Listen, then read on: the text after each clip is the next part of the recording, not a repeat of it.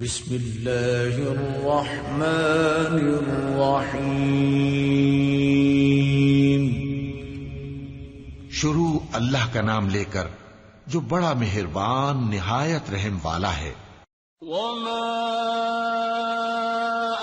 أرسلناك إلا رحمة للعالمين۔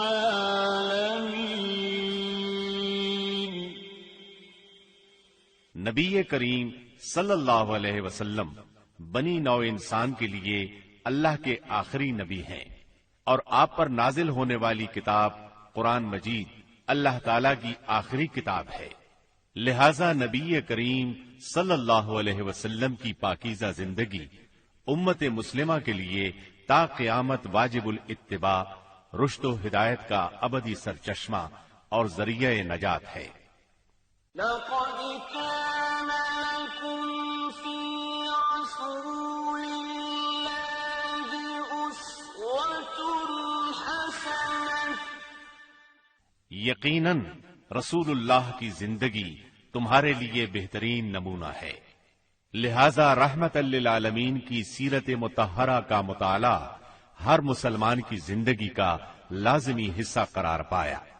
مسلمان مردوں، عورتوں اور بچوں کی اسی ضرورت کے پیش نظر دارالسلام اسٹوڈیو نے نبی رحمت صلی اللہ علیہ وسلم کی سیرت طیبہ پر سیٹ تیار کیا ہے، جس کی تیاری میں قرآن مجید، صحیح احادیث اور مستند سیرت کی کتابوں سے استفادہ کیا گیا ہے۔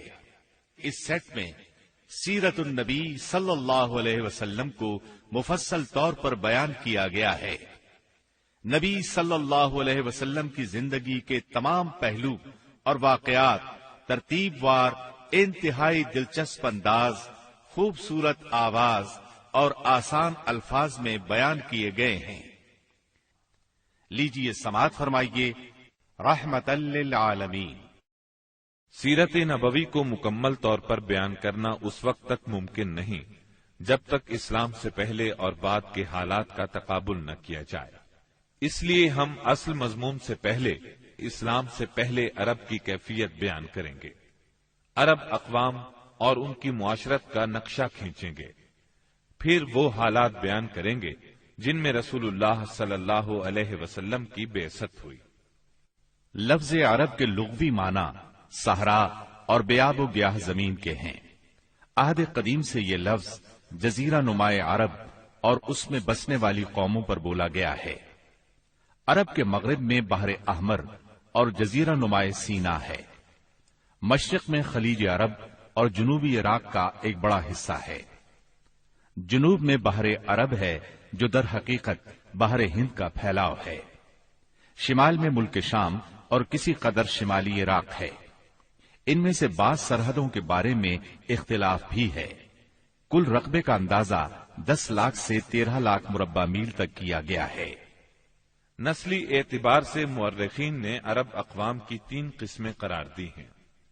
نمبر 1، عرب بائدہ، یعنی وہ قدیم عرب قبائل اور قومیں جو بالکل ناپید ہو گئیں اور ان کے متعلق ضروری معلومات بھی دستیاب نہیں، مثلا عاد، سمود، تسم، جدیس، عمالقہ وغیرہ۔ نمبر 2، عرب عاربہ، یعنی وہ عرب قبائل جو یعرب بن یشجب بن قحطان کی نسل سے ہیں، انہیں قحطانی عرب کہا جاتا ہے۔ نمبر 3، عرب مستعربہ، یعنی وہ قبائل جو سیدنا اسماعیل علیہ السلام کی نسل سے ہیں، انہیں عدنانی عرب کہا جاتا ہے۔ عرب عاربہ یعنی قحطانی عرب کا اصل گہوارہ ملک یمن تھا۔ یہیں ان کے خاندان اور قبیلے مختلف شاخوں میں پھوٹے، پھیلے اور بڑھے۔ ان میں سے 2 قبیلوں نے بہت شہرت حاصل کی، ایک ہمیر جس کی مشہور شاخیں زید الجمہور، قزاع اور سکاسک ہیں، دوسرا کہلان جس کی مشہور شاخیں ہمدان، انمار، مزہج، تے، کندہ، لخم، جزام، ازد، اوس، خزرج اور اولاد جفنا ہیں، جنہوں نے آگے چل کر ملک شام میں بادشاہت قائم کی اور آل غسان کے نام سے مشہور ہوئے۔ عرب مستعربہ کے جد اعلی سیدنا ابراہیم علیہ السلام اصلاً عراق کے ایک شہر اور کے باشندے تھے۔ یہ شہر دریائے فرات کے مغربی ساحل پر کوفے کے قریب واقع تھا۔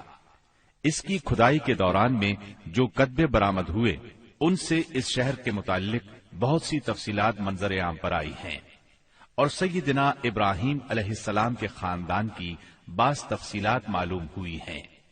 نیز ملک کے دینی اور اجتماعی حالات بھی سامنے آئے ہیں۔ سیدنا ابراہیم علیہ السلام یہاں سے ہجرت کر کے شہر حران تشریف لے گئے تھے، اور پھر وہاں سے فلسطین جا کر اس کو اپنی دعوتی سرگرمیوں کا مرکز بنا لیا، اور دعوت و تبلیغ کے لیے یہیں سے اندرون و بیرون ملک آتے جاتے رہتے تھے۔ ایک بار آپ مصر تشریف لے گئے۔ فرعون نے آپ کی بیوی سیدہ سارہ علیہ السلام کی کیفیت سنی تو بدنیت ہو گیا، انہیں بری نیت سے اپنے دربار میں بلایا، لیکن اللہ نے سیدہ سارہ کی دعا کے نتیجے میں غیبی طور پر فرعون کی ایسی گرفت کی کہ وہ ہاتھ پاؤں مارنے لگا۔ اس کی نیت بد اس کے منہ پر مار دی گئی، اور وہ اس حادثے کی نوعیت سے سمجھ گیا کہ سیدہ سارہ اللہ کی نہایت خاص اور مقرب بندی ہیں۔ وہ ان کے اس وصف سے اس قدر متاثر ہوا کہ اپنی بیٹی ہاجرہ کو ان کی خدمت میں دے دیا۔ پھر سیدہ سارہ نے سیدہ ہاجرہ کو ابراہیم علیہ السلام کی زوجیت میں دے دیا۔ ابراہیم علیہ السلام ان دونوں کو لے کر فلسطین واپس تشریف لائے۔ پھر اللہ نے سیدہ ہاجرہ کے بطن سے ابراہیم علیہ السلام کو ایک فرزند ارجمن اسماعیل علیہ السلام عطا فرمایا۔ سیدہ سارہ بے اولاد تھیں، اس لیے انہیں بہت غیرت آئی، اور انہوں نے سیدنا ابراہیم علیہ السلام کو مجبور کیا کہ سیدہ ہاجرہ کو ان کے نوزائیدہ بچے سمیت جلا وطن کر دیں۔ حالات نے ایسا رخ اختیار کیا کہ انہیں سیدہ سارہ کی بات ماننا پڑی، اور وہ سیدہ ہاجرہ اور اسماعیل علیہ السلام کو لے کر حجاز تشریف لے گئے۔ وہاں انہیں ایک بے آب و گیاہ وادی میں اتار دیا۔ اسی جگہ آج بیت اللہ ہے، اس وقت نہیں تھا، صرف ٹیلوں کی طرح ابھری ہوئی زمین تھی۔ سیلاب آتا تو دائیں بائیں سے کترا کر نکل جاتا تھا۔ وہیں مسجد حرام کے بالائی حصے میں زمزم کے پاس ایک بہت بڑا درخت تھا۔ آپ نے ان دونوں کو اسی درخت کے پاس چھوڑا تھا۔ اس وقت مکے میں پانی تھا نہ انسان، اس لیے سیدنا ابراہیم علیہ السلام نے ایک توشہ دان میں کھجوریں اور ایک مشکیزے میں پانی رکھ دیا۔ اس کے بعد فلسطین واپس چلے گئے۔ ادھر چند ہی دن میں کھجوریں اور پانی ختم ہو گیا۔ سخت مشکل پیش آئی، مگر اس مشکل وقت میں اللہ کے فضل سے زمزم کا چشمہ پھوٹ پڑا اور ان کے لیے خوراک کا سامان بن گیا۔ اسماعیل علیہ السلام جب جوان ہوئے تو جرہم قبیلے سے عربی سیکھ لی۔ یہ قبیلہ وہاں پانی دیکھ کر آباد ہو گیا تھا۔ اس قبیلے کے لوگ انہیں پسند کرنے لگے تو ان لوگوں نے اپنے خاندان کی ایک خاتون سے ان کی شادی کر دی۔ اسی دوران میں سیدہ ہاجرہ کا انتقال ہو گیا۔ ادھر سیدنا ابراہیم علیہ السلام کو خیال آیا کہ اپنا ترکہ دیکھنا چاہیے، چنانچہ وہ مکہ معظمہ تشریف لے گئے، لیکن سیدنا اسماعیل علیہ السلام سے ملاقات نہ ہوئی۔ بہو سے حالات دریافت کیے، اس نے تنگ دستی کی شکایت کی۔ آپ نے وصیت کی کہ اسماعیل آئیں تو کہنا اپنے دروازے کی چوکھٹ بدل دیں۔ سیدنا اسماعیل علیہ السلام اس وصیت کا مطلب سمجھ گئے۔ انہوں نے بیوی کو طلاق دے دی اور ایک دوسری عورت سے شادی کر لی جو جرہم کے سردار مزاز بن عمرو کی صاحبزادی تھی۔ ان کی دوسری شادی کے بعد ایک بار پھر سیدنا ابراہیم علیہ السلام مکے تشریف لے گئے، مگر اس مرتبہ بھی سیدنا اسماعیل علیہ السلام سے ملاقات نہ ہو سکی۔ بہو سے حال پوچھا تو اس نے اللہ کی حمد و ثنا بیان کی۔ آپ نے وصیت کی کہ اسماعیل اپنے دروازے کی چوکھٹ برقرار رکھیں، اور فلسطین واپس ہو گئے۔ اللہ تعالی نے مزاز کی بیٹی سے اسماعیل علیہ السلام کو 12 بیٹے عطا فرمائے۔ ان 12 بیٹوں سے 12 قبیلے وجود میں آئے اور سب نے مکے ہی میں رہائش اختیار کی۔ ان کے حالات زمانے کی گرد میں دب کر رہ گئے، صرف نابت اور قیدار کی اولاد گمنامی سے محفوظ رہی۔ قیدار بن اسماعیل علیہ السلام کی نسل مکہ معظمہ ہی میں پھیلتی پھولتی رہی، یہاں تک کہ عدنان اور پھر ان کے بیٹے معد کا زمانہ آ گیا۔ عدنانی عرب کا سلسلہ نسب صحیح طور پر یہیں تک محفوظ ہے۔ عدنان نبی صلی اللہ علیہ وسلم کے سلسلہ نسب میں 21ویں پشت میں آتے ہیں۔ بہرحال معد کے بیٹے نزار سے کئی خاندان وجود میں آئے۔ دراصل نزار کے 4 بیٹے تھے اور ہر بیٹا ایک بڑے قبیلے کی بنیاد ثابت ہوا۔ چاروں کے نام یہ ہیں: ایاد، انمار، ربیہ اور مزر۔ ان میں سے آخری 2 قبیلوں کی شاخیں اور شاخوں کی شاخیں بہت زیادہ ہوئیں۔ چنانچہ ربیہ سے اسد بن ربیہ، انزا، عبد القیس، وائل، بکر، تغلب اور بنو حنیفہ وغیرہ وجود میں آئے۔ مزر کی اولاد 2 بڑے قبیلوں میں تقسیم ہوئی۔ نمبر 1 قیس اعلان بن مزر، نمبر 2 الیاس بن مزر۔ قیس اعلان سے بنو سلیم، بنو حوازن، بنو غطفان، غطفان سے افس، زبیان، اشجار اور غنی بن عاصر کے قبائل وجود میں آئے۔ الیاس بن مزر سے تمیم بن مرہ، حزیل بن مدرکہ، بنو اسد بن خزیمہ اور کنانہ بن خزیمہ کے قبائل وجود میں آئے۔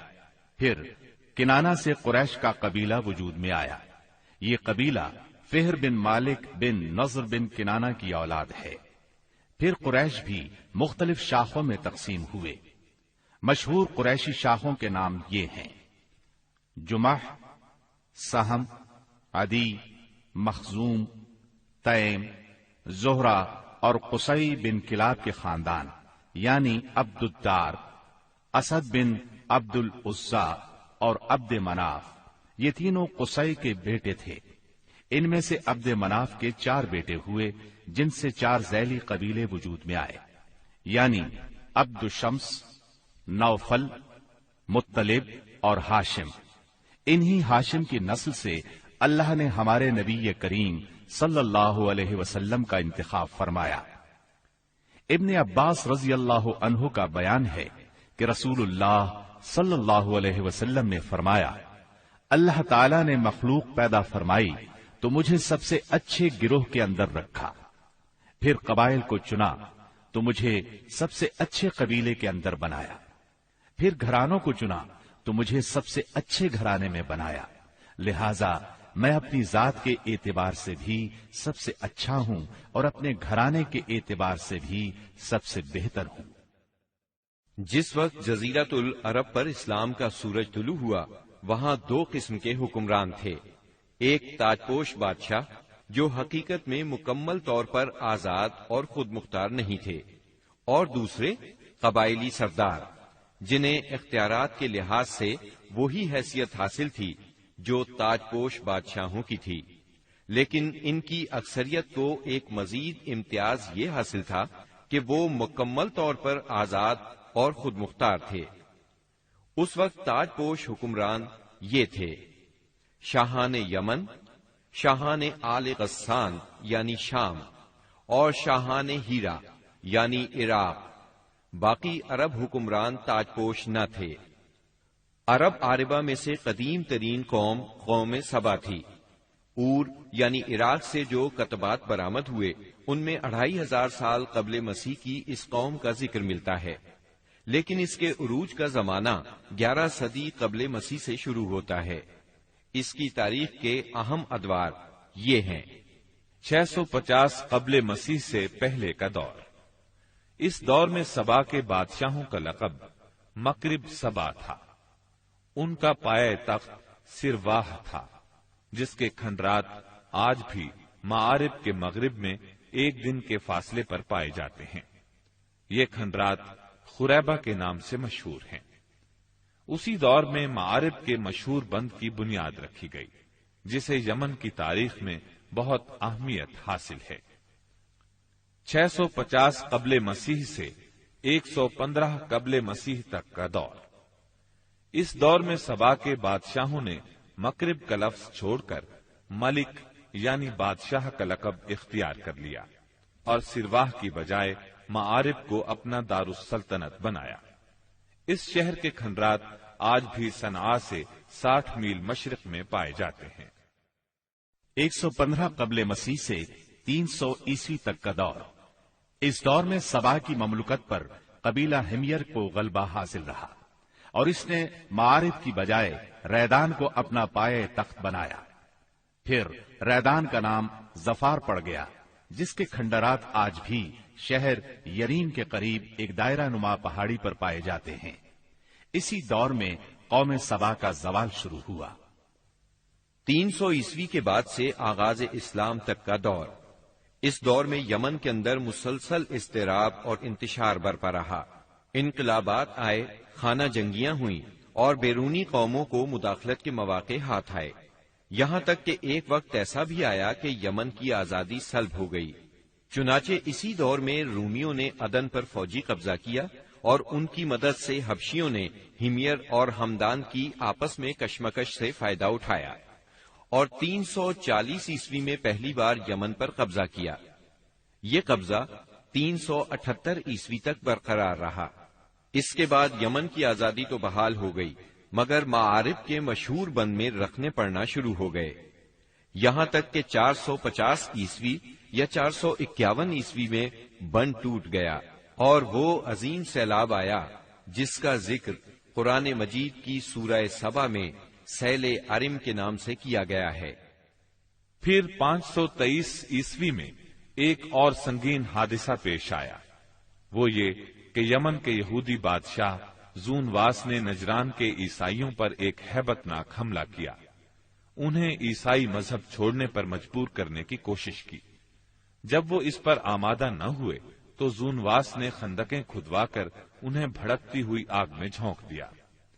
قرآن مجید کی سورہ بروج میں اسی لرزہ خیز واقعے کی طرف اشارہ موجود ہے۔ اس واقعے کا نتیجہ یہ ہوا کہ عیسائیت انتقام لینے پر تل گئی۔ وہ پہلے ہی رومی بادشاہوں کی قیادت میں بلا وجہ عرب کی فتوحات کے لیے تیاری کر چکے تھے، اپنے علاقوں کو وسیع کرنا چاہتے تھے۔ انہوں نے حبشیوں کو یمن پر حملے کی ترغیب دی، انہیں باہری بیڑا مہیا کیا۔ حبشیوں نے رومیوں کی شہ پا کر 525 عیسوی میں اریات کی قیادت میں 70,000 فوج سے یمن پر دوبارہ قبضہ کر لیا۔ قبضے کے بعد اریات نے شاہ حبش کے گورنر کی حیثیت سے یمن پر حکمرانی کی، لیکن پھر اس کی فوج کے ایک ماتحت کمانڈر ابرہا نے اسے قتل کر کے خود اقتدار پر قبضہ جما لیا اور شاہ حبش کو بھی راضی کر لیا کہ وہ اس کے قبضے کو تسلیم کر لے۔ یہ وہی ابرہا ہے جس نے بعد میں خانہ کعبہ کو ڈھانے کی کوشش کی اور ایک لشکر جرار کے علاوہ چند ہاتھیوں کو بھی فوج کشی کے لیے ساتھ لایا، جس کی وجہ سے یہ لشکر اصحاب الفیل کے نام سے مشہور ہوا۔ عراق اور اس کے نواحی علاقوں پر سائرس اعظم کے زمانے ہی سے اہل فارس کی حکمرانی چلی آ رہی تھی۔ اسے کوروش کبیر، خورس یا سائرس ذوالقرنین بھی کہا جاتا ہے۔ اس کا زمانہ 557 تا 529 قبل مسیح ہے۔ اس کے مقابلے میں کسی کو آنے کی جرت نہیں تھی، یہاں تک کہ 326 قبل مسیح میں سکندر مقدونی نے دارا اول کو شکست دے کر فارسیوں کی طاقت توڑ دی، جس کے نتیجے میں ان کا ملک ٹکڑے ٹکڑے ہو گیا اور طوائف الملوکی شروع ہو گئی۔ یہ انتشار 230 عیسوی تک جاری رہا۔ اسی دوران میں قحطانی قبائل نے اپنا وطن چھوڑ کر عراق کے ایک بہت بڑے اور شاداب سرحدی علاقے پر بود و باش اختیار کر لی۔ پھر عدنانی لوگ اپنا وطن چھوڑ کر اس طرف آئے۔ انہوں نے لڑ بھیڑ کر جزیرہ فراتیہ کے ایک حصے پر اپنا قبضہ جما لیا۔ ادھر 226 عیسوی میں اردشیر نے جب ساسانی حکومت کی داغ بیل ڈالی تو رفتہ رفتہ فارسیوں کی طاقت ایک بار پھر پلٹ آئی۔ اردشیر کے عہد میں حیرہ، بادیات العراق اور جزیرے کے ربیعی اور مزری قبائل پر جزیمت الوضاح کی حکمرانی تھی۔ شاہان ہیرا کے پاس فارسی فوج کی ایک یونٹ ہمیشہ رہا کرتی تھی، جس سے بادیہ نشین عرب باغیوں کی سرکوبی کا کام لیا جاتا تھا۔ یہ بات تو مشہور ہے کہ مکے میں آبادی کا آغاز سیدنا اسماعیل علیہ السلام سے ہوا۔ آپ نے 137 سال کی عمر پائی اور تاحیات مکے کے سربراہ اور بیت اللہ کے متولی رہے۔ آپ کے بعد آپ کے 2 صاحبزادگان نابت پھر قیدار یا قیدار پھر نابت یکے بعد دیگرے مکے کے والی ہوئے۔ ان کے بعد ان کے نانا مزاز بن عمر جرہمی نے اقتدار اپنے ہاتھ میں لے لیا۔ اس طرح مکے کی سربراہی بنو جرہم کی طرف منتقل ہو گئی اور ایک مدت تک انہی کے ہاتھ میں رہی۔ سیدنا اسماعیل علیہ السلام کا زمانہ قریباً 2000 برس قبل مسیح ہے۔ اس حساب سے مکے میں قبیلہ جرہم کا وجود کوئی 2100 برس تک رہا اور ان کی حکمرانی قریباً 2000 برس تک رہی۔ بنو خزاعہ نے مکہ پر قبضہ کرنے کے بعد بنو بکر کو شامل کیے بغیر تنہا اپنی حکمرانی قائم کی۔ البتہ 3 اہم اور امتیازی منصب مزری قبائل کے حصے میں آئے۔ نمبر 1، حاجیوں کو عرفات سے مزدلفہ لے جانا اور یوم النفر یعنی 13 ذی الحجہ کو مینا سے روانگی کا پروانہ دینا۔ یہ حج کے سلسلے کا آخری دن ہے۔ یہ اعزاز الیاس بن مزر کے خاندان بنو غوث بن مرہ کو حاصل تھا۔ یہ صوفہ کہلاتے تھے۔ نمبر 2، 10 ذی الحجہ کی صبح کو مزدلفہ سے مینا کی جانب افاضہ یعنی روانگی۔ یہ اعزاز بنو ادوان کو حاصل تھا۔ نمبر 3، حرام مہینوں کو آگے پیچھے کرنا۔ یہ اعزاز بنو کنانہ کی ایک شاخ بنو تمیم بن عدی کو حاصل تھا۔ مکہ معظمہ پر بنو خزاعہ کا اقتدار کوئی 300 برس تک قائم رہا۔ یہی زمانہ تھا جب ادنانی قبائل مکے اور حجاز سے نکل کر نجد، عراق کے اطراف اور بحرین وغیرہ میں پھیلے اور مکے کے اطراف میں قریش کی صرف چند شاخیں باقی رہیں، مگر مکے کی حکومت اور بیت اللہ کی تولیت میں ان کا کوئی حصہ نہ تھا، یہاں تک کہ قصی بن کلاب کا دور آیا۔ قصی نے مکے کا بندوبست اس طرح کیا کہ قریش کو مکے کے اطراف سے بلا کر پورا شہر ان پر تقسیم کر دیا اور ہر خاندان کا ٹھکانہ مقرر کر دیا۔ البتہ مہینے آگے پیچھے کرنے والوں کو نیز آل صفوان، بنو ادوان اور بنو مرہ بن عوف کو ان کے مناصب پر برقرار رکھا، کیونکہ قصی سمجھتا تھا کہ یہ بھی دین ہے، اس میں رد و بدل کرنا درست نہیں۔ قصی کا ایک کارنامہ یہ بھی ہے کہ اس نے حرم کعبہ کے شمال میں دار الندوہ تعمیر کیا۔ اس کا دروازہ مسجد کی طرف تھا۔ دار الندوہ دراصل قریش کی پارلیمنٹ تھی، جہاں تمام بڑے بڑے اور اہم معاملات کے فیصلے ہوتے تھے۔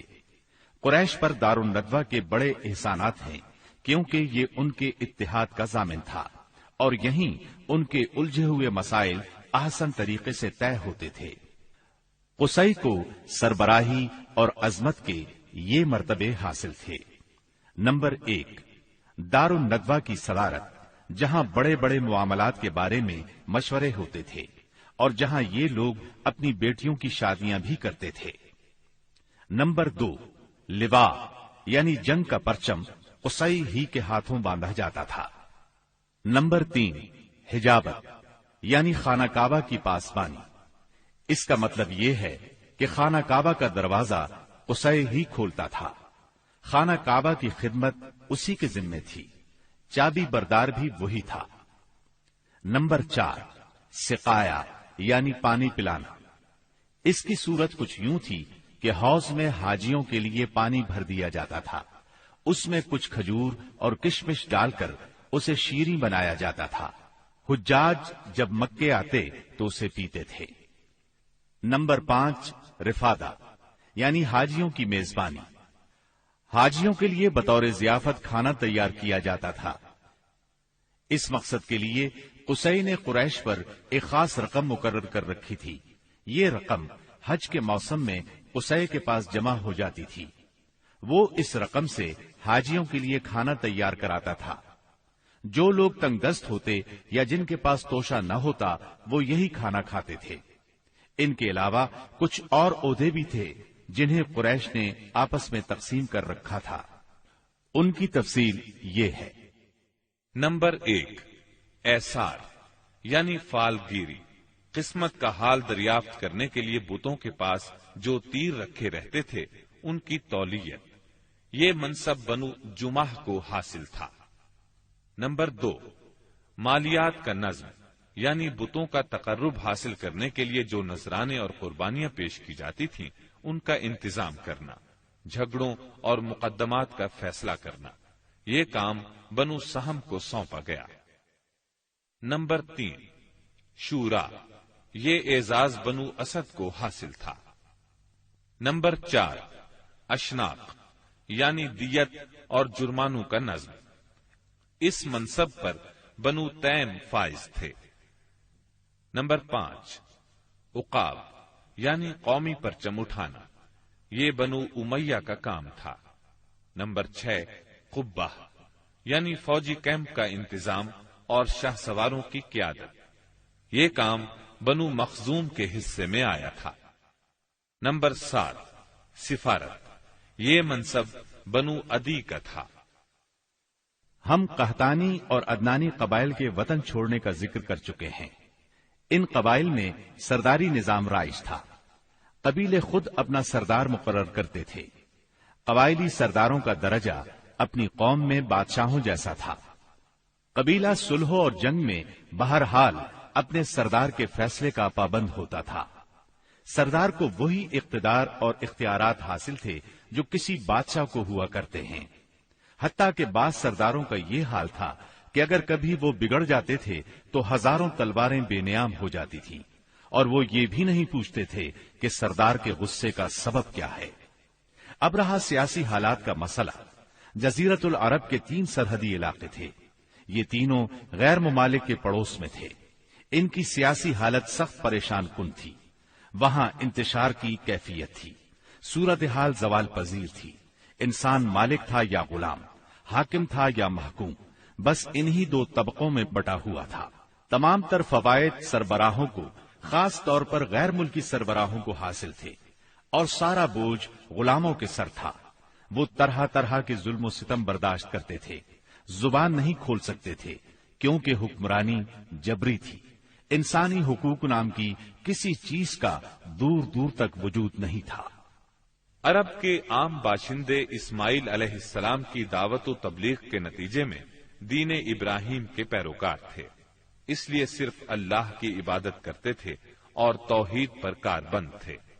لیکن وقت گزرنے کے ساتھ ساتھ انہوں نے اللہ کے احکامات کو بھلا دیا، پھر بھی ان کے اندر توحید اور دین ابراہیمی کے کچھ آثار باقی رہے، کچھ شعائر پر وہ عمل پیرا رہے، یہاں تک کہ بنو خزاع کا سردار عمرو بن لحی منظر عام پر آیا۔ اس کی نشو و نما نیکی، صدقہ و خیرات اور دینی باتوں سے گہری دلچسپی پر ہوئی تھی، اس لیے لوگوں نے اسے محبت کی نظر سے دیکھا، اسے بڑا عالم اور اللہ کا ولی سمجھ کر اس کی پیروی کی۔ پھر اس شخص نے ملک شام کا سفر کیا۔ اس نے دیکھا وہاں بتوں کی پوجا ہو رہی تھی۔ اس نے سمجھا یہ طریقہ بھی اچھا ہے اور برحق ہے، کیونکہ ملک شام پیغمبروں کی سرزمین تھی، آسمانی کتابیں وہاں نازل ہوئی تھیں۔ چنانچہ واپسی پر وہ وہاں سے اپنے ساتھ حبل بت بھی لے آیا اور اسے خانہ کعبہ کے اندر نصب کر دیا، اور اہل مکہ کو اللہ کے ساتھ شرک کی دعوت دی۔ اہل مکہ نے اس پر لبیک کہا۔ اس کے بعد بہت جلد حجاز کے باشندے بھی شامل ہو گئے، وہ بھی ان کے نقش قدم پر چل پڑے۔ اس طرح عرب میں بت پرستی کا آغاز ہوا۔ حبل کے علاوہ عرب کے قدیم ترین بتوں میں سے ایک منات تھا۔ یہ بحر احمر کے ساحل پر قدید کے قریب مشلل میں نصب تھا۔ اس کے بعد طائف میں لات نامی بت وجود میں آیا، پھر وادی نخلا میں عزا کا بت نصب کیا گیا۔ یہ تینوں عرب کے سب سے بڑے بت تھے۔ اس کے بعد حجاز کے ہر خطے میں شرک کی کثرت اور بتوں کی بھرمار ہو گئی۔ کہا جاتا ہے کہ ایک جن عمرو بن لحی کے تابع تھا۔ اس نے بتایا کہ قوم نوح کے بت یعنی ود، سوا، یغوث، یعوق اور نصر جدہ میں دفن ہیں۔ اس اطلاع پر عمرو بن لحی جدہ گیا اور ان بتوں کو کھود نکالا، پھر ان کو تہامہ لایا، اور جب حج کا زمانہ آیا تو انہیں مختلف قبائل کے حوالے کیا۔ یہ قبائل ان بتوں کو اپنے اپنے علاقوں میں لے گئے۔ اس طرح ہر قبیلے میں، پھر ہر گھر میں ایک ایک بت ہو گیا۔ اسی پر بس نہیں کی گئی، اس کے بعد مشرکین نے مسجد حرام کو بھی بتوں سے بھر دیا۔ چنانچہ جب مکہ فتح ہوا تو بیت اللہ اور اس کے گردا گرد 360 بت تھے، جن کو خود رسول اللہ صلی اللہ علیہ وسلم نے اپنے دست مبارک سے توڑا۔ آپ ہر ایک بت کو چھڑی سے ٹھوکر مارتے اور وہ گر جاتا۔ پھر آپ نے حکم دیا، ان تمام بتوں کو مسجد حرام سے باہر نکال دو۔ چنانچہ ان سارے بتوں کو مسجد حرام سے باہر نکال کر جلا دیا گیا۔ غرض شرک اور بت پرستی اہل جاہلیت کے دین کا سب سے بڑا مظہر بن چکی تھی، اور ان لوگوں کو یہ گھمنڈ بھی تھا کہ وہ سیدنا ابراہیم علیہ السلام کے دین پر ہیں۔ پھر اہل جاہلیت کے یہاں بت پرستی کے کچھ خاص طریقے بھی رائج تھے، جو زیادہ تر عمرو بن لحی کے گھڑے ہوئے تھے۔ یہ جاہل لوگ سمجھتے تھے کہ عمرو بن لحی کے طریقے دین ابراہیمی میں تبدیلی نہیں بلکہ بدعت حسنہ ہیں۔ ان میں بت پرستی کی کیا کیا رسمیں رائج تھیں، اس کی تفصیل بھی سن لیں۔ نمبر 1، اس دور کے جاہل مشرک بتوں کے پاس مجاور بن کر بیٹھتے تھے، ان کی پناہ ڈھونڈتے تھے، انہیں زور زور سے پکارتے تھے، حاجت روائی اور مشکل کشائی کے لیے ان کو پکارتے تھے اور سمجھتے تھے کہ وہ اللہ سے سفارش کر کے ہماری مراد پوری کرا دیں گے۔ نمبر 2، وہ بتوں کا حج اور طواف کرتے تھے، ان کے سامنے عجز و نیاز سے پیش آتے تھے اور انہیں سجدہ کرتے تھے۔ نمبر 3، بتوں کے لیے نذرانے اور قربانیاں پیش کرتے اور قربانی کے ان جانوروں کو کبھی بتوں کے آستانوں پر لے جا کر ذبح کرتے تھے اور کبھی کسی اور جگہ ذبح کر لیتے تھے، مگر بتوں کے نام پر ذبح کرتے تھے۔ ذبح کی ان دونوں صورتوں کا ذکر اللہ تعالی نے سورۃ المائدہ کی آیت نمبر 3 میں کیا ہے۔ وما ذبح على النصب، یعنی وہ جانور بھی حرام ہیں جو آستانوں پر ذبح کیے گئے ہوں۔ دوسری جگہ یعنی سورہ انعام کی آیت 121 میں فرماتے ہیں، ولا تأكلوا مما لم يذكر اسم الله عليه، یعنی اس جانور کا گوشت مت کھاؤ جس پر اللہ کا نام نہ لیا گیا ہو۔ نمبر 4، بتوں کا قرب حاصل کرنے کا ایک طریقہ یہ بھی تھا کہ مشرقین اپنی سمجھ کے مطابق اپنے کھانے پینے کی چیزوں اور اپنی کھیتی اور چوپائے کی پیداوار کا ایک حصہ بتوں کے لیے خاص کرتے تھے۔ اس سلسلے میں ان کا دلچسپ رواج یہ تھا کہ وہ اللہ کے لیے بھی اپنی کھیتی اور جانوروں کی پیداوار کا ایک حصہ خاص کرتے تھے، پھر مختلف اسباب کی بنا پر اللہ کا حصہ تو بتوں کی طرف منتقل کر سکتے تھے، لیکن بتوں کا حصہ کسی بھی حال میں اللہ کی طرف منتقل نہیں کر سکتے تھے۔ اس بری عادت کا تذکرہ بھی اللہ تعالی نے سورہ انعام کی آیت 136 میں کیا ہے۔ اللہ نے جو کھیتی اور چوپائے پیدا کیے ہیں اس کا ایک حصہ انہوں نے اللہ کے لیے مقرر کیا، اور بذام خود کہتے ہیں کہ یہ اللہ کے لیے ہے اور یہ ہمارے شرکاء کے لیے ہے۔ تو جو ان کے شرکاء کے لیے ہوتا ہے وہ تو اللہ کے لیے نہیں پہنچتا، مگر جو اللہ کے لیے ہوتا ہے وہ ان کے شرکاء تک پہنچ جاتا ہے۔ کتنا برا ہے وہ فیصلہ جو یہ لوگ کرتے ہیں۔ نمبر 5، بتوں کا قرب حاصل کرنے کا ایک طریقہ یہ بھی تھا کہ وہ مشرکین کھیتی اور چوپایوں میں مختلف قسم کی نظریں مانتے تھے۔ اللہ تعالی سورہ انعام کی آیت 138 میں فرماتے ہیں، وقالوا هذه أنعام وحرث حجر لا يطعمها إلا من نشاء بزعمهم وأنعام حرمت ظهورها وأنعام لا يذكرون اسم الله عليها افتراء عليه.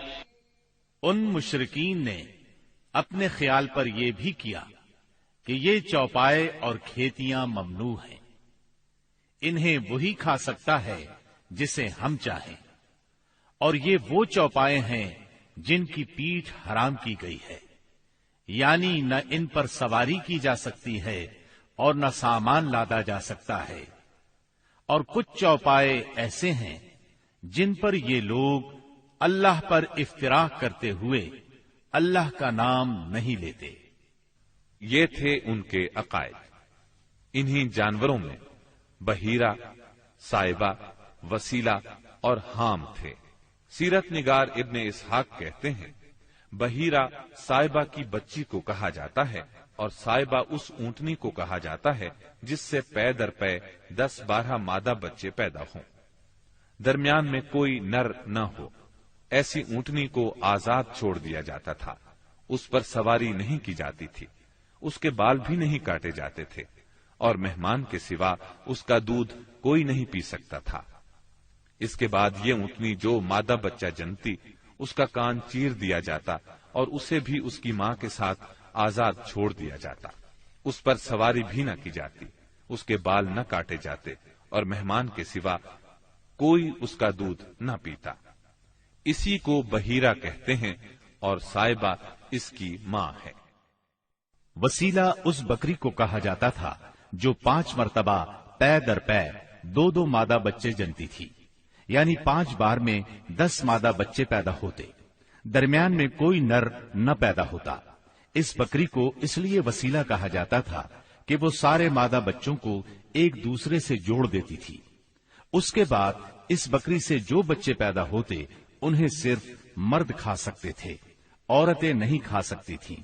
البتہ اگر کوئی بچہ مردہ پیدا ہوتا تو اس کو مرد عورت سبھی کھا سکتے تھے. حام اس نر اونٹ کو کہتے تھے جس کی جفتی سے پے در پے 10 مادہ بچے پیدا ہوتے، درمیان میں نر نہ پیدا ہوتا. ایسے اونٹ کی پیٹھ محفوظ کر دی جاتی تھی، نہ اس پر سواری کی جاتی، نہ بال کاٹے جاتے، بلکہ اسے اونٹوں کے ریوڑ میں جفتی کے لیے آزاد چھوڑ دیا جاتا. اس کے سوا اس سے کوئی اور فائدہ نہ اٹھایا جاتا.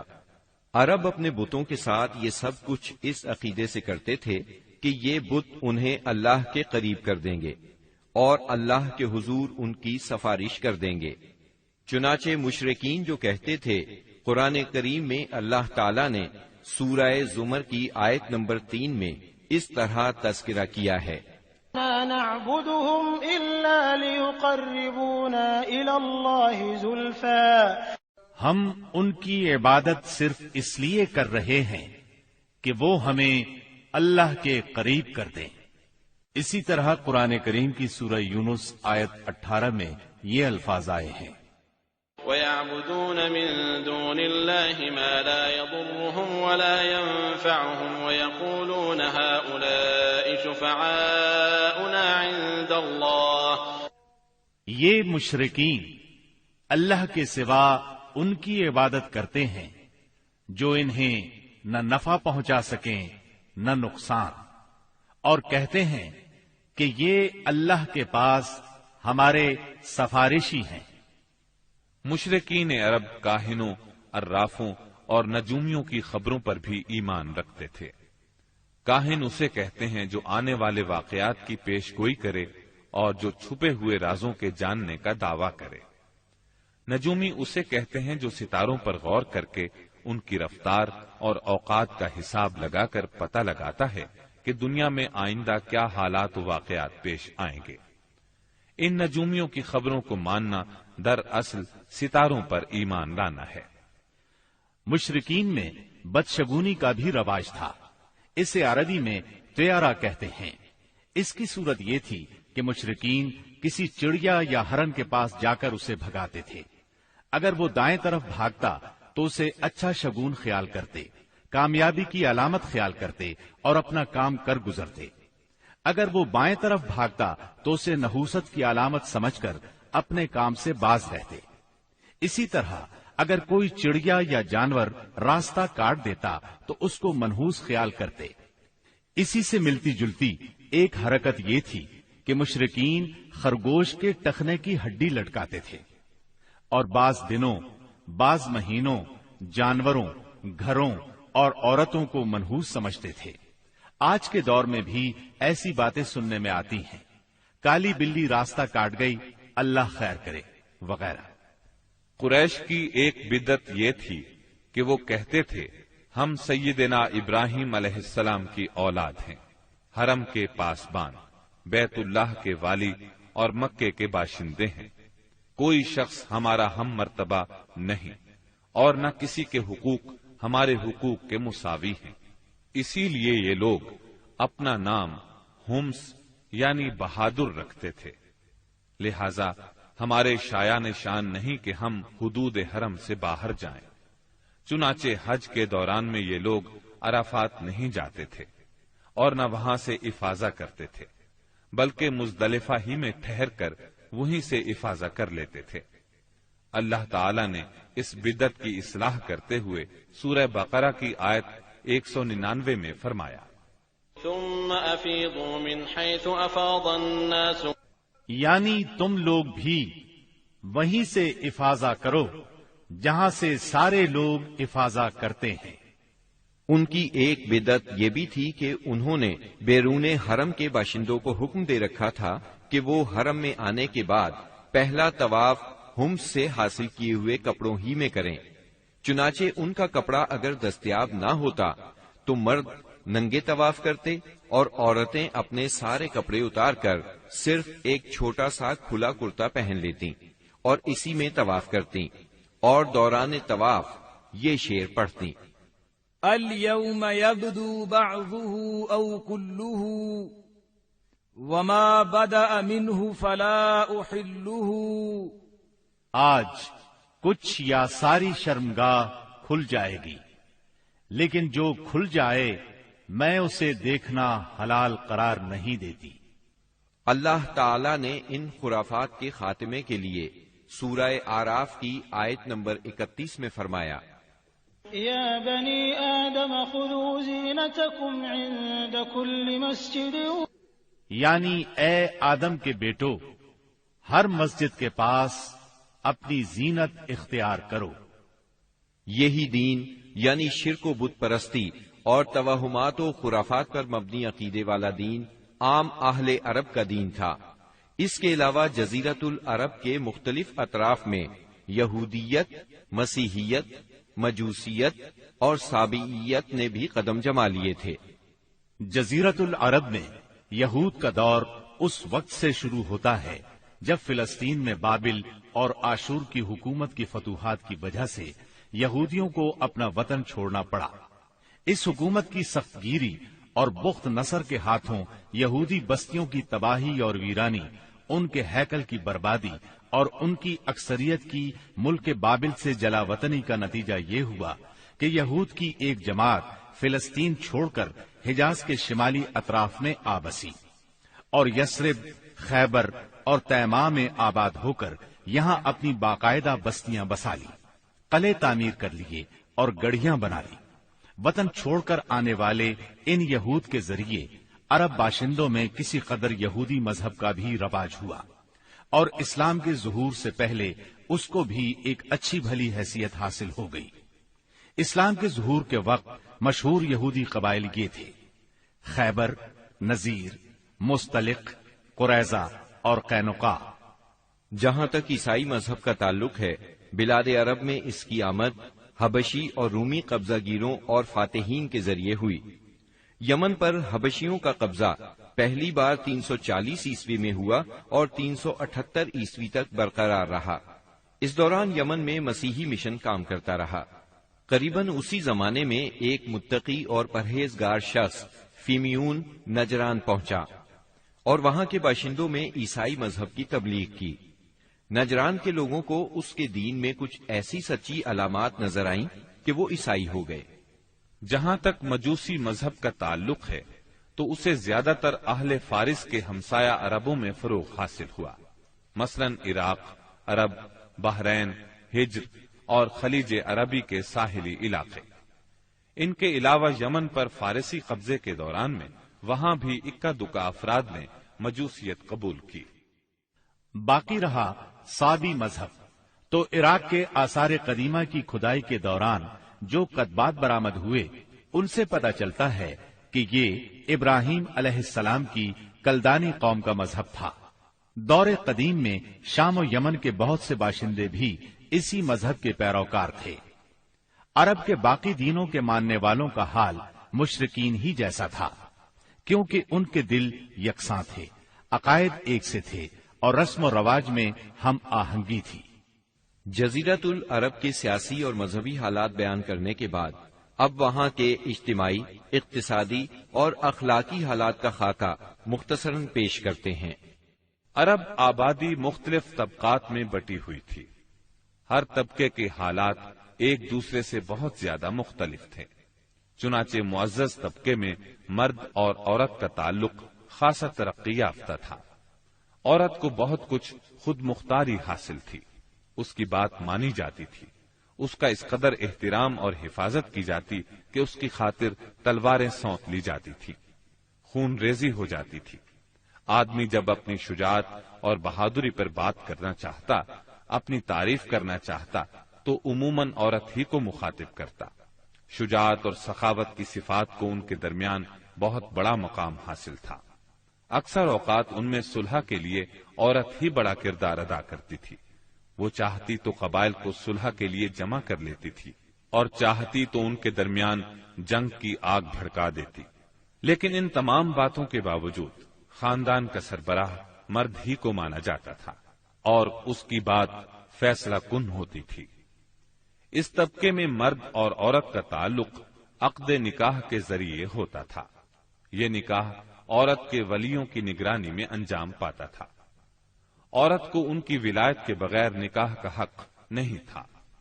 ایک طرف طبقہ اشراف یعنی معزز لوگوں کا یہ حال تھا، تو دوسری طرف دوسرے طبقات میں مرد عورت کے اختلاط کی اور بھی کئی صورتیں تھیں، جنہیں بدکاری، بے حیائی، فحاشی اور زناکاری کے سوا کوئی اور نام نہیں دیا جا سکتا۔ زمانہ جاہلیت میں کسی حد کے بغیر متعدد بیویاں رکھنا ایک عام بات تھی۔ لوگ دو سگی بہنوں کو بھی بیک وقت اپنے نکاح میں رکھ لیتے تھے۔ باپ کے بیوی کو طلاق دینے کے بعد یا اس کے فوت ہونے پر بیٹا اپنی سوتیلی ماں سے بھی نکاح کر لیتا تھا۔ طلاق کا اختیار مرد کو حاصل تھا اور اس کی کوئی حد مقرر نہیں تھی۔ زناکاری تمام طبقات میں عروج پر تھی، کوئی طبقہ یا انسانوں کی کوئی قسم اس سے مستثنا نہ تھی۔ البتہ کچھ مرد اور کچھ عورتیں ایسے ضرور تھے جنہیں اپنی بڑائی کا احساس اس برائی کی کیچڑ میں لت پت ہونے سے باز رکھتا تھا۔ پھر آزاد عورتوں کا حال لونڈیوں کی نسبت اچھا تھا۔ اصل مصیبت لونڈیاں ہی تھیں۔ ایسا لگتا ہے جیسے ان جاہلوں کی اکثریت اس برائی کی طرف منسوب ہونے میں کوئی آر بھی محسوس نہیں کرتی تھی۔ جاہلیت میں باپ بیٹے کا تعلق بھی مختلف نوعیت کا تھا۔ کچھ تو ایسے تھے جو کہتے تھے انما اولادنا بیننا اکبادنا تمشی علی الارض، یعنی ہماری اولاد ہمارے کلیجے ہیں جو روئے زمین پر چلتے پھرتے ہیں۔ جبکہ دوسری طرف کچھ لوگ ایسے بھی تھے جو لڑکیوں کو رسوائی اور خرچ کے خوف سے زندہ دفن کر دیتے تھے اور بچوں کو فقر و فاقے کے ڈر سے مار ڈالتے تھے۔ تاہم یہ کہنا مشکل ہے کہ یہ سنگ دلی بڑے پیمانے پر رائج تھی، کیونکہ عرب اپنے دشمنوں سے اپنی حفاظت کے لیے دوسروں کی بنسبت کہیں زیادہ اپنی اولاد کو بہتر سمجھتے تھے اور اس بات کا احساس بھی رکھتے تھے۔ مطلب یہ کہ مجموعی طور پر ان کی حالت بہت کمزور تھی، عقل سے عاری تھی اور ذلت میں گھری ہوئی تھی۔ جہالت نے ان کو اپنے گھیرے میں لیا ہوا تھا۔ خرافات کا دور دورہ تھا، لوگ جانوروں جیسی زندگی گزار رہے تھے۔ عورت بیچی اور خریدی جاتی تھی، بعض اوقات اس سے مٹی اور پتھر جیسا سلوک کیا جاتا تھا۔ قوم کے باہمی تعلقات کمزور بلکہ ٹوٹے ہوئے تھے۔ رہ گئی حکومتیں تو ان کو صرف اپنا خزانہ بھرنے سے غرض تھی یا مخالفوں پر فوج کشی کرنے کی فکر۔ اقتصادی حالت بھی خراب تھی، صرف تجارت ان کے نزدیک ضروریات زندگی حاصل کرنے کا سب سے اہم ذریعہ تھی، اور تجارت کے لیے امن و سلامتی کی فضا کا ہونا ضروری ہے، ورنہ تجارتی آمد و رفت نہیں ہو سکتی۔ جبکہ ان کا حال یہ تھا کہ سوائے حرمت والے مہینوں کے امن اور سلامتی کا کہیں وجود نہ تھا۔ یہی وجہ ہے کہ صرف حرمت والے مہینوں میں عرب کے مشہور بازار اوکاز، ذی المجاز اور مجنہ لگتے تھے۔ جہاں تک صنعتوں کا معاملہ ہے تو عرب اس میدان میں ساری دنیا سے پیچھے تھے۔ کپڑے کی بنائی اور چمڑے کی دباغت وغیرہ کی شکل میں جو چند صنعتیں پائی بھی جاتی تھیں وہ زیادہ تر یمن، ہیرا اور شام سے ملے ہوئے علاقوں میں تھی۔ البتہ اندرون عرب گلہ بانی اور کھیتی باڑی کا کسی قدر رواج تھا۔ ساری عرب عورتیں سوت کاٹتی تھیں، لیکن مشکل یہ تھی کہ سارا مال و متاع ہمیشہ لڑائیوں کی زد میں رہتا تھا۔ غربت عام تھی، لوگ ضروری لباس تک سے محروم تھے۔ یہ بات تو مشہور ہے کہ اہل جاہلیت میں کمینی اور رذیل عادات پائی جاتی تھی، عقل کے خلاف باتوں کی بھرمار تھی، تاہم ان میں کچھ پسندیدہ اخلاق بھی تھے۔ ان اخلاق کو دیکھ کر انسان دنگ رہ جاتا تھا۔ نمبر 1، کرم و سخاوت۔ یہ اہل جاہلیت کی خوبی تھی جس میں وہ ایک دوسرے سے آگے نکل جانے کی کوشش کرتے تھے، اور اس پر فخر کرنے کا عالم یہ تھا کہ عرب کے آدھے اشعار اسی کی نظر ہو جاتے تھے۔ اس وصف کی بنیاد پر کوئی اپنی تعریف کرتا تھا تو کوئی دوسروں کی۔ حالت یہ تھی کہ سخت سردی اور بھوک کی حالت میں بھی کوئی مہمان آ جاتا اور میزبان کے پاس اپنی سواری والی اونٹنی کے سوا کچھ نہ ہوتا، اور کنبے کی ضرورت پوری کرنے کا ذریعہ بھی صرف وہی سواری ہوتی تو اپنے مہمان کے لیے ذبح کر دیتا۔ یہ ان کے کرم ہی کا نتیجہ تھا کہ بڑی بڑی دیت اور مالی ذمہ داریاں اٹھا لیتے تھے، اور اس طرح انسانوں کو بربادی اور خون ریزی سے بچا کر دوسرے رئیسوں اور سرداروں کے مقابل فخر کرتے تھے۔ وہ جوا کھیلتے تھے۔ ان کا خیال تھا یہ بھی سخاوت کی ایک راہ ہے، کیونکہ انہیں جو نفع حاصل ہوتا یا نفع حاصل کرنے والوں کے حصے سے جو کچھ زائد بچ رہتا اس کو وہ مسکینوں کو دے دیتے تھے۔ اسی لیے قرآن پاک نے شراب اور جوئے کے نفع کا سرے سے انکار نہیں کیا، بلکہ سورہ بقرہ کی آیت 219 میں فرمایا، وَإِثْمُهُمَا أَكْبَرُ مِن نَّفْعِهِمَا، یعنی ان دونوں کا گناہ ان کے نفع سے بڑھ کر ہے۔ نمبر 2، ایفائے عہد یعنی وعدے کا پورا کرنا۔ دور جاہلیت کے اخلاق فاضلہ میں سے ہے۔ عہد کو ان کے نزدیک دین کی حیثیت حاصل تھی، جس سے وہ ہر حال میں چمٹے رہتے تھے، اور اس راستے میں اپنی اولاد کا خون اور اپنے گھر بار کی تباہی بھی ہیج سمجھتے تھے۔ نمبر 3، خودداری اور عزت نفس۔ اس پر قائم رہنا اور ظلم و جبر برداشت نہ کرنا بھی جاہلیت کے معروف اخلاق میں سے تھا۔ اس کا نتیجہ یہ تھا کہ ان کی شجاعت اور غیرت حد سے بڑھی ہوئی تھی۔ وہ فوراً بھڑک اٹھتے تھے اور چھوٹی سے چھوٹی توہین آمیز بات پر تلوار اور نیزہ اٹھا لیتے تھے، اور نہایت خون ریز جنگ چھڑ جاتی اور انہیں اس راہ میں اپنی جان کی قطعاً پرواہ نہ رہتی تھی۔ نمبر 4، عزائم کی تکمیل۔ اہل جاہلیت میں ایک خاص بات یہ بھی تھی کہ جب وہ کسی کام کو فخر اور ناز کا ذریعہ سمجھ کر انجام دینے پر تل جاتے تو پھر کوئی رکاوٹ انہیں روک نہیں سکتی تھی۔ وہ اپنی جان پر کھیل کر اس کام کو انجام دے ڈالتے تھے۔ نمبر 5، حلم، بردباری اور سنجیدگی۔ یہ خوبی بھی ان کے نزدیک قابل تعریف تھی، لیکن چونکہ ان میں شجاعت حد سے بڑھ کر تھی، ہر وقت جنگ و جدل پر آمادہ رہتے تھے، اس لیے یہ عادت بہت کم پائی جاتی تھی۔ نمبر 6، بدوی سادگی، یعنی رہن سہن کی الجھنوں اور داؤ پیچ سے ناواقف تھے۔ اس کا نتیجہ یہ تھا کہ ان میں سچائی اور امانت پائی جاتی تھی۔ دھوکہ دہی، بد عہدی سے دور تھے اور نفرت کرتے تھے۔ ہم سمجھتے ہیں کہ جزیرت العرب کو ساری دنیا سے جو جغرافیائی نسبت حاصل تھی، اس کے علاوہ یہی وہ قیمتی اخلاق تھے جن کی وجہ سے اہل عرب کو بنی نوع انسان کی قیادت اور رسالت عامہ کا بوجھ اٹھانے کے لیے منتخب کیا گیا تھا، کیونکہ یہ اخلاق اگرچہ بعض اوقات شر اور فساد کا سبب بن جاتے تھے اور ان کی وجہ سے المناک حادثات بھی پیش آ جاتے تھے، لیکن اپنی نوعیت کے بڑے قیمتی اخلاق تھے۔ یہ تھوڑی سی اصلاح کے بعد انسانی معاشرے کے لیے نہایت مفید بن سکتے تھے، اور یہی کام اسلام نے انجام دیا۔ غالباً ان کے اخلاق میں بھی ایفائے عہد کے بعد عزت نفس اور عزم کی پختگی سب سے زیادہ قیمتی اور نفع بخش جوہر تھا، کیونکہ اس زبردست قوت اور پختہ ارادے کے بغیر شر و فساد کا خاتمہ اور نظام عدل کا قیام ممکن نہیں۔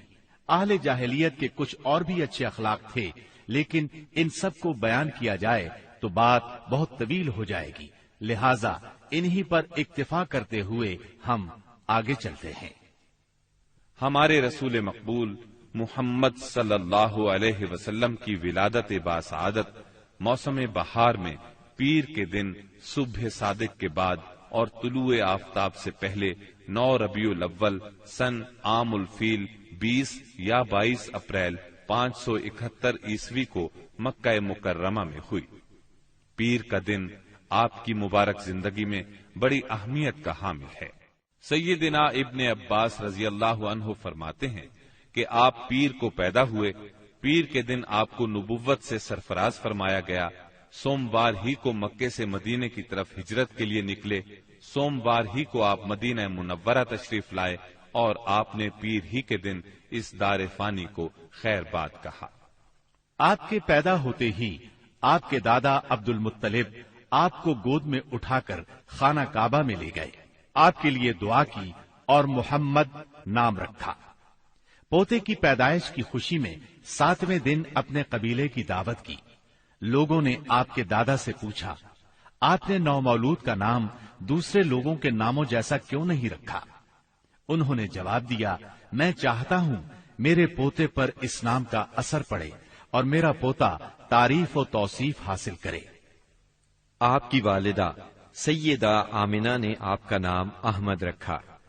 انجیل میں بطور پیشگوئی آپ کے 2 نام آئے ہیں، فارقلید اور منہمنا۔ قرآن مجید کی سورہ انبیاء آیت 107 میں اللہ تعالی نے آپ کو رحمت للعالمین کہا ہے۔